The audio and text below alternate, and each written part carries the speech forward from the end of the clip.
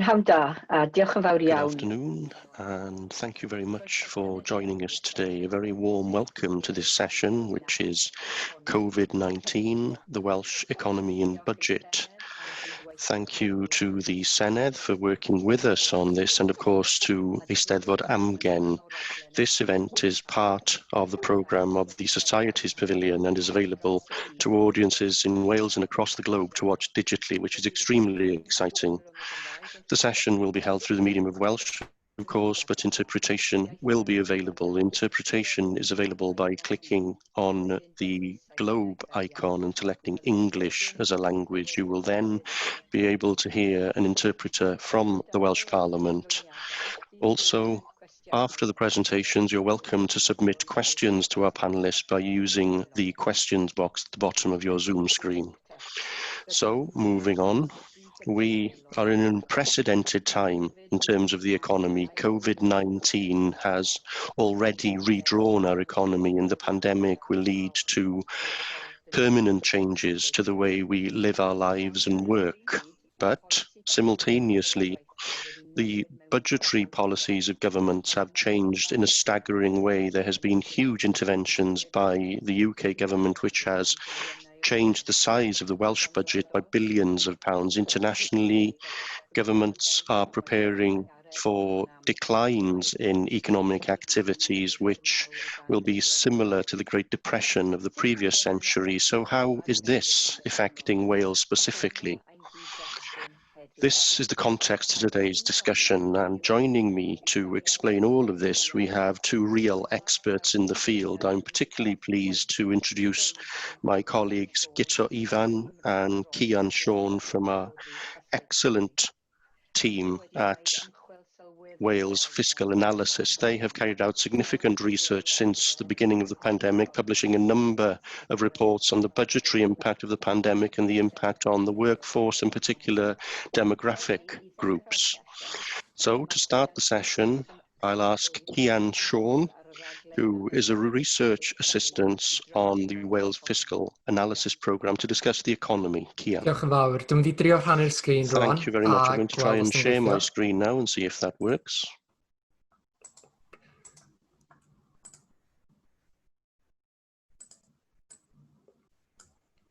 Cool. Dwi'n gobeithio fod hwnna ymlaen rwan. I hope you can see that now.